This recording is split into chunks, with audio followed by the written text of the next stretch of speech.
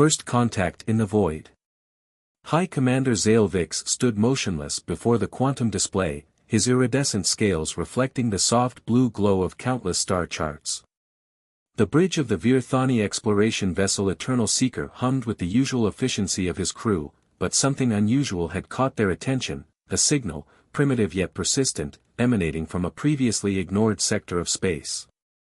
"Commander, the signal pattern repeats with mathematical precision," reported Science Officer Nixera, her crystalline sensory appendages vibrating with excitement. "It's not natural." "Impossible," Zalevix muttered. "That sector contains only the developing species we documented a century ago. The humans." He pronounced the word with carefully measured disdain. Their last survey had classified humans as a level 2 civilization, barely capable of reaching their own moon. "The signal bears their markers, Commander. But its complexity." Nixera's voice trailed off as she manipulated the holographic controls, bringing up a detailed analysis. "They've achieved quantum entanglement communication." The bridge fell silent. Quantum entanglement was a level 5 technology, something that had taken the Virthani 3 centuries to master after achieving faster-than-light travel. Yet here was evidence that humans had somehow leapfrogged multiple technological stages. "Plot a course," Zalevix ordered, his inner membrane retracting to reveal enhanced optical sensors. "Maximum stealth protocols. We observe only." The Eternal Seeker slipped through the void, its advanced cloaking systems rendering it invisible to conventional detection methods. As they approached the signal's origin, the crew's anticipation mounted. Their sensors revealed an artificial structure floating in deep space, a research station, if their analysis was correct. "Multiple human vessels detected," Tactical Officer Krenthor announced. "Their design architecture is unusual." Zalevix studied the vessels through the main viewport. Where Virthani ships were elegant crystalline structures that followed the natural laws of sacred geometry, these human vessels were angular, asymmetrical, and seemed to defy conventional engineering wisdom. Yet they moved with surprising grace, their engines leaving distinctive trails of blue-shifted particles. "They've modified their propulsion systems," Nixera observed. "The energy signature suggests they're using contained antimatter reactions. Another level 5 technology. The humans had achieved in decades what had taken other species centuries. It defied everything the Virthani knew about technological progression. Species were supposed to advance in predictable stages, each building upon the last in a logical sequence." "Commander." Krenthor's voice carried an edge of alarm. "They're hailing us." "Impossible. Our cloaking field. They've detected us somehow.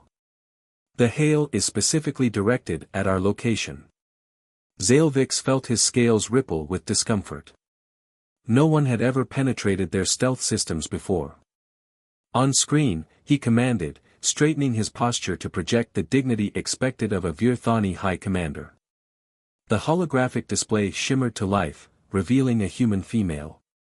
Her dark skin contrasted sharply with the white uniform she wore, and her expression carried what Zalevix's xenopsychology training suggested was amusement. "Greetings, Eternal Seeker," she said in perfect Virthani standard, causing several bridge officers to flinch in surprise. "I'm Director Sarah Chen of the Quantum Research Institute. We've been expecting you." "Expecting?" Zalevix struggled to maintain his composure. "Explain." "Your quantum wake signature. We detected it as soon as you entered the sector." She smiled. "We've been studying your civilization for quite some time. Your stealth technology is impressive, but it has a rather distinctive fingerprint when you know what to look for." Zalevix exchanged glances with his science officer, who appeared equally stunned. The humans hadn't just achieved quantum entanglement communication, they'd developed entirely new methods of quantum detection. "Perhaps," Director Chen continued, "it's time we had a proper conversation. We have much to discuss, and I believe both our species could benefit from dropping the pretense of superiority." She paused, her expression growing more serious. There are things coming, Commander. Things that neither of us can face alone. The weight of the moment pressed down on Zalvix. Everything he thought he knew about human capabilities had been wrong. Their technological achievements were impossible by conventional metrics, yet the evidence was undeniable. These beings had done more than simply advance, they had innovated, created new paths where none should have existed. Very well, Director Chen, he replied, making a decision that would alter the course of both their species. We accept your invitation for dialogue. As arrangements were made for docking, Zalvix contemplated the implications. The Virthani had always prided themselves on their methodical, logical approach to advancement. But these humans, they seemed to write their own rules, find their own ways forward. Perhaps that was exactly what the galaxy needed. The Eternal Seeker moved alongside the human station, its crystalline form a stark contrast to the pragmatic human architecture.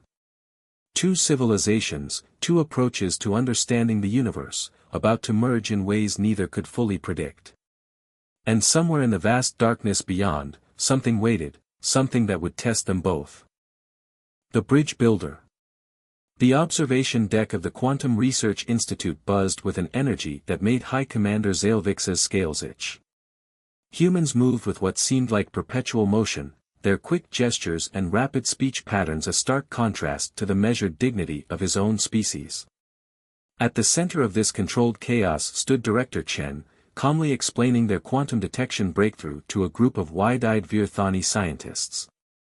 The key was thinking sideways, she said, manipulating a holographic model of quantum particles. Traditional detection methods look for disruptions in spacetime. We looked for the absence of disruptions instead. Science Officer Nixera's sensory crystals pulsed with barely contained excitement. You deliberately searched for the spots where space was too perfect. Exactly. Chen's smile carried a hint of pride. Your stealth technology works by creating a bubble of mathematically perfect spacetime. Nature isn't perfect, it's messy. The anomaly was the perfection itself. Zalvix watched his science officer frantically recording notes, her traditional skepticism forgotten in the face of such elegant reasoning. The humans hadn't just advanced technologically, they'd developed entirely new ways of thinking about the universe's fundamental laws. Director, Zalvix interrupted, his inner membrane contracting with concern. You mentioned threats during our initial contact. What exactly are we facing? The ambient chatter in the room died down. Chen's expression grew serious as she gestured for them to follow her to a secure briefing room. The doors sealed behind them with a soft hiss. 3 months ago, we detected something at the edge of charted space, Chen began, bringing up a series of complex sensor readings. At first, we thought it was a sensor malfunction. The energy signature was wrong. It violated several laws of physics we thought were immutable. Nixera studied the data, her crystals dimming. These readings suggest negative mass. That's impossible. We thought so too, Chen agreed. Until we lost contact with our deep space research station in that sector.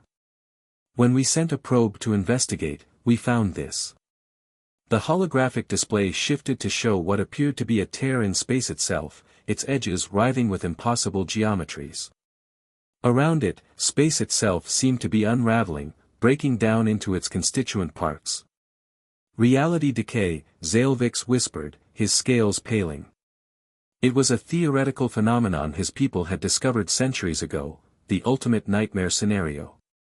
How long? Based on our calculations, 6 months before it reaches populated space, Chen replied.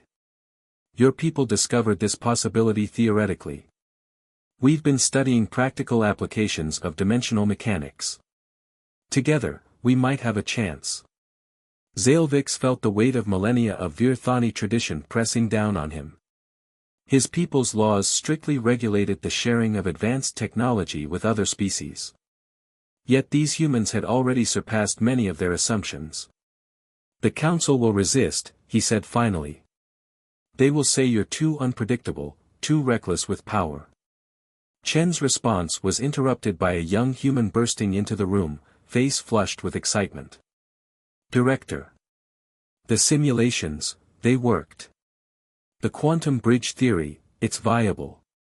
Zalevix watched as Chen quickly reviewed the new data, her eyes widening. This changes everything, she murmured. Commander, we may have found a way to stabilize the decay, but we'll need Virthani crystal technology to make it work. The young human, barely more than a juvenile by their standards, had apparently solved a problem that had stumped Virthani theorists for generations. The solution was unorthodox, inelegant by their standards, but the equations didn't lie. If we combine your quantum manipulation techniques with our crystal matrices, Nixera said slowly, we could create a resonance field strong enough to rewrite local spacetime constants, Chen finished. Essentially patching the tear before it spreads. Zalevix made his decision. I will speak to the council. But they will require proof of your species' readiness for such cooperation. Chen nodded, understanding the unspoken challenge. Then let us show you something else, she said, leading them deeper into the station. They entered a vast chamber dominated by what appeared to be a partially constructed device of staggering complexity. This is Project Prometheus, Chen explained. A prototype for rewriting the quantum structure of local spacetime. We built it using theories we decoded from studying your ship's wake signature. The implications hit Zalevix like a gravitational wave. The humans hadn't just detected them, they'd reverse-engineered advanced Virthani technology simply by observing its effects on spacetime.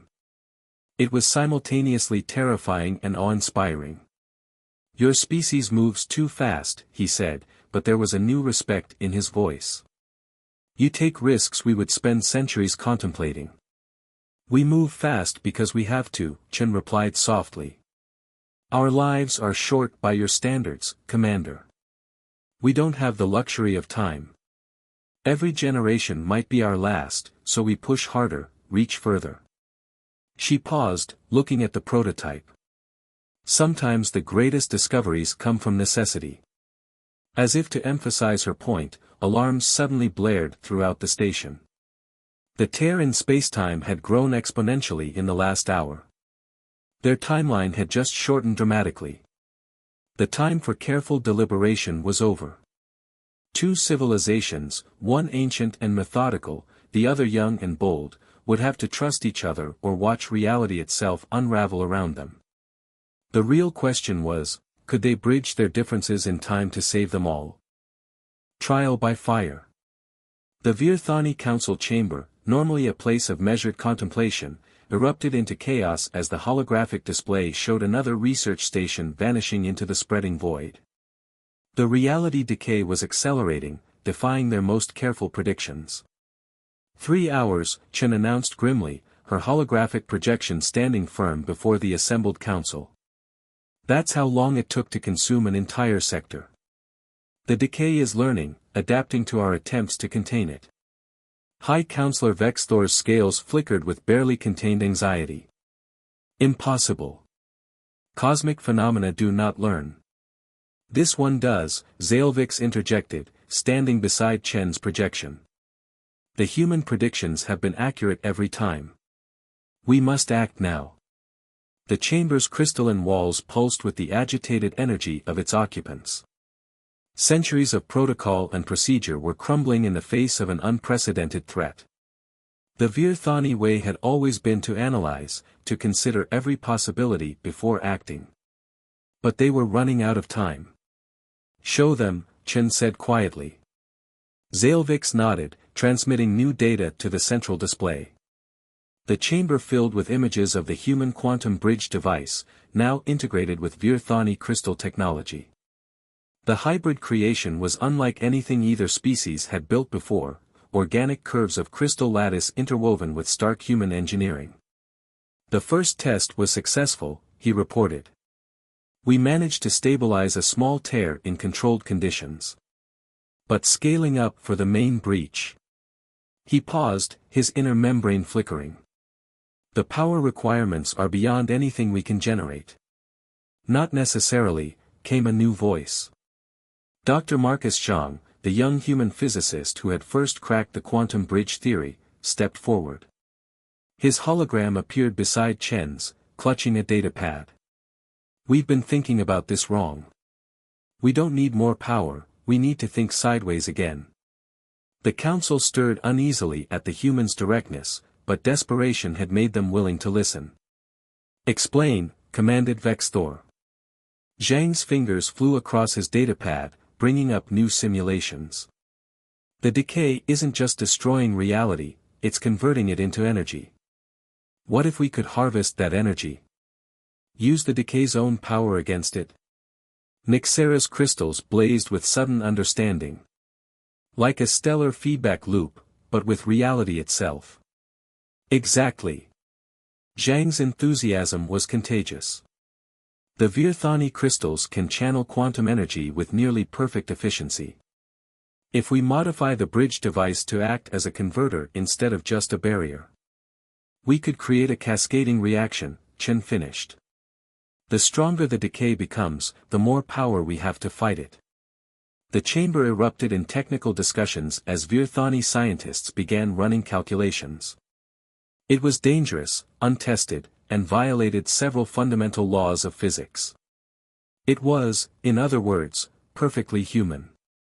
"The calculations are sound," Nyxera announced after several tense minutes. "But the timing would have to be perfect. Microseconds off, and we could accelerate the decay instead of containing it." "Then we better not miss," Chen said with grim determination. "Commander Zalvik's ship has the most advanced crystal matrix. We'll need it as the primary conductor." Zalvix felt the weight of every eye in the chamber. The Eternal Seeker was a treasure of their civilization. Using it this way was unprecedented. But then, everything about this situation was unprecedented. "The Seeker is yours," he declared, silencing any potential objections from the council. "We launch in 2 hours." The next 120 minutes were a blur of activity. Human engineering teams swarmed over the Eternal Seeker, integrating their technology with the ship's crystal matrix. The vessel's elegant form now bristled with additional equipment, looking like a hybrid of organic crystal and industrial might. As they made final preparations, Chen approached Zalvix on the bridge. "Commander, you should know, the human crew members. We're all volunteers. We understand the risks." Zalvix studied her for a moment. "You believe we might not survive?" "I believe that sometimes you have to roll the hard 6, she said with a slight smile. At his confused look, she added, "Human expression. It means taking the biggest risk when it's the only chance you have." The ship shuddered as the reality decay approached, its sensors screaming warnings in both human and Virthani languages. The tear in spacetime had grown to encompass an entire system. "All stations report ready," Nyxera announced, her crystals pulsing with nervous energy. "Bridge device charging," Jean reported from his newly installed station. "Crystal matrix at maximum capacity." Zalvix looked at Chen, who nodded. Two species, united in desperation, about to attempt something that could either save them all or hasten their destruction. "Take us in," he commanded. "Let's show this anomaly what happens when humanity and Virthani work together." The Eternal Seeker plunged toward the heart of the decay, carrying with it the hopes of 2 civilizations and a daring plan born of human intuition and Virthani precision. The greatest trial of both their species was about to begin. The Innovation Protocol. The Eternal Seeker shuddered as it approached the edge of the reality decay. The ship's hybrid systems pulsed with energy, human and Virthani technology working in harmony as they prepared to execute their desperate plan. "Reality coherence at 30% and falling," Nyxera reported, her crystals dimming with concern. "The decay is attempting to analyze our approach. It's not just destroying reality, it's studying us," Jean muttered, his fingers dancing across his console. "The pattern recognition is too precise to be random." Director Chen stood at the forward viewport, watching space itself unravel before them. "Maybe that's because it's not a natural phenomenon at all. The bridge fell silent as the implications sank in. Zalvik's scales shifted to a deeper shade of blue, a sign of deep thought among his people. You believe this was created? Look at the data, Chen gestured to the swirling patterns of destruction. It's too ordered, too purposeful. This isn't entropy, it's a program. Someone or something is rewriting the fundamental laws of our universe. Bridge device at full charge, Zhang interrupted. Crystal matrix stable. We're as ready as we'll ever be. Zalvik studied the tactical display, noting how the decay's patterns had indeed begun to shift in response to their presence. If this is a program, then perhaps we're not just fighting it, we're communicating with it. Or trying to, Chen agreed. Commander, I have an idea. It's radical, even by human standards. Those are becoming my favorite kind, Zalvik replied, earning surprised looks from his crew. Proceed. Instead of using the bridge device to contain the decay, what if we used it to translate?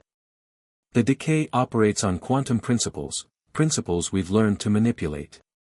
With your crystal matrix amplifying our signal, we could attempt to establish a quantum dialogue, Nixera finished, her crystals brightening with excitement. But the power requirements would be enormous. We're already planning to harvest energy from the decay itself, Zhang pointed out. Why not use that power for communication instead of containment? The ship rocked as another wave of decay washed over their shields. Time was running out. Do it, Zalvik commanded. Reconfigure the bridge device. All power to the crystal matrix. The next few minutes were a blur of activity as human engineers and Virthani technicians worked to modify their hybrid creation.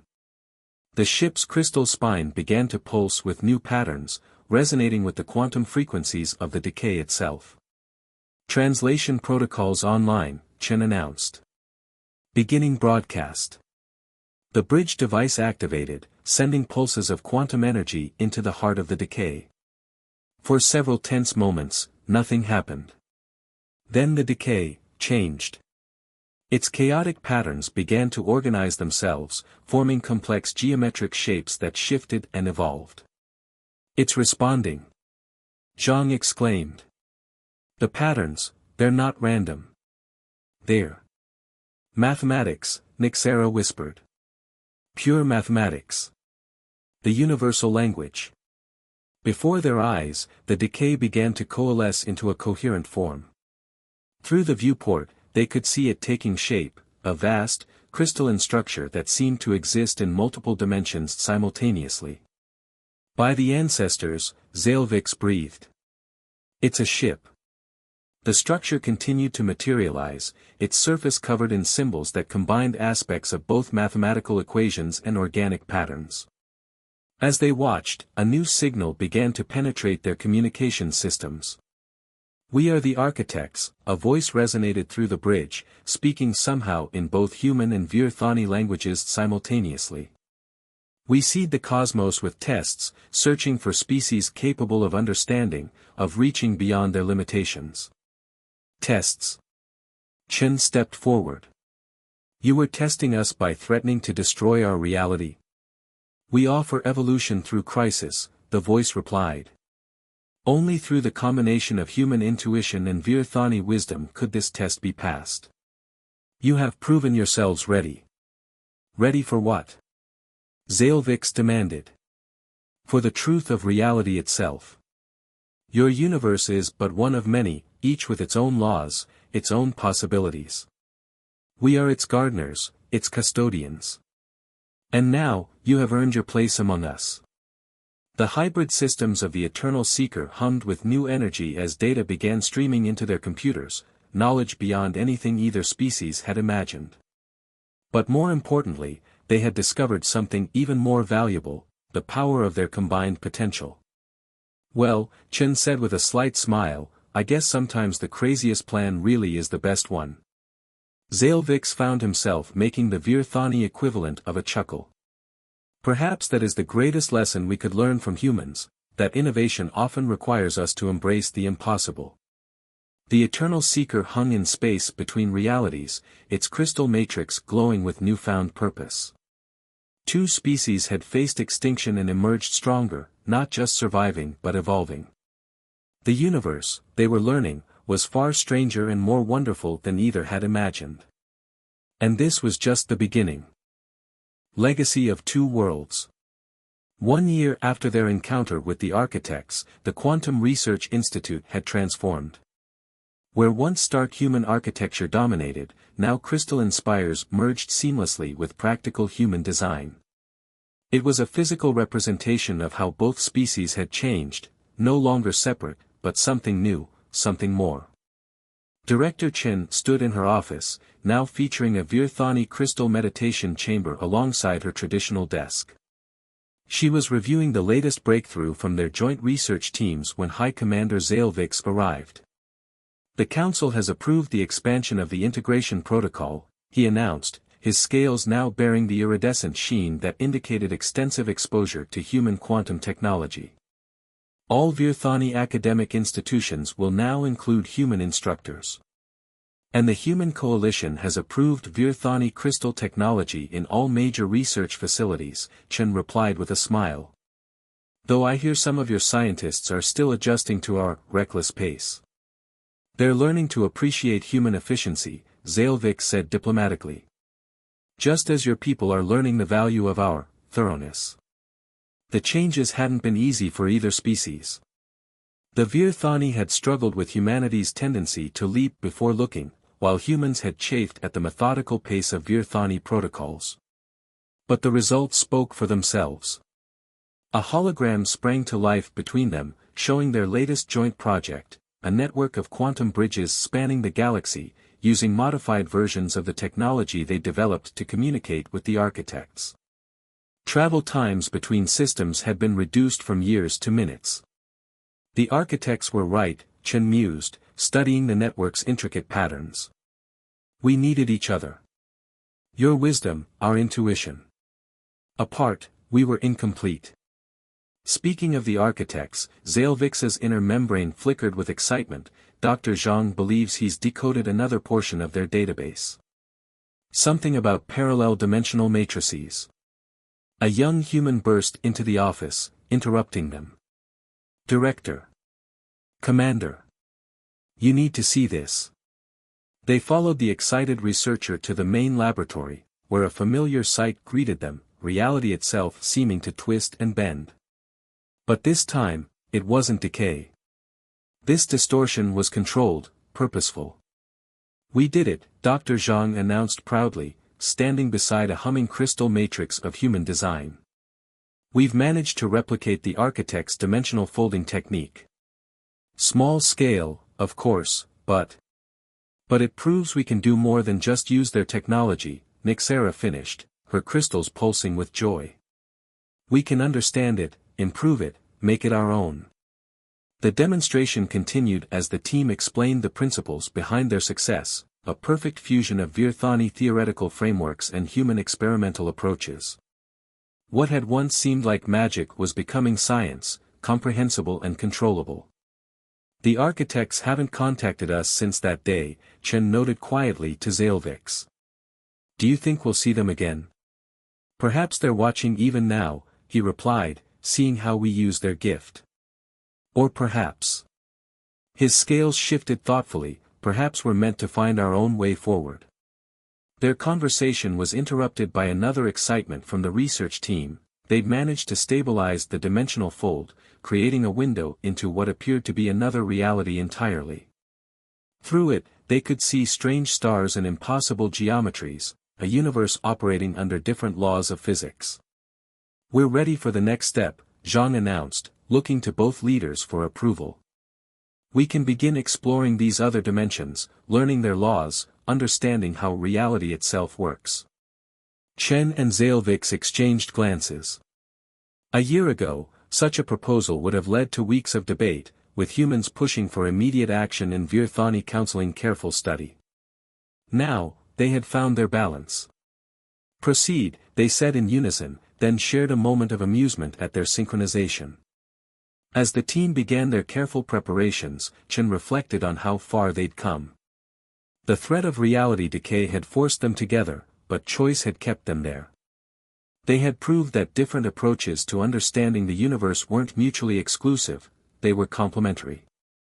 You know, she said to Zalvix, when I first met you, I thought Virthani were too cautious to ever truly explore the unknown. And I thought humans too reckless to be trusted with advanced technology, he admitted. We were both right, and both wrong. Apart, our weaknesses defined us.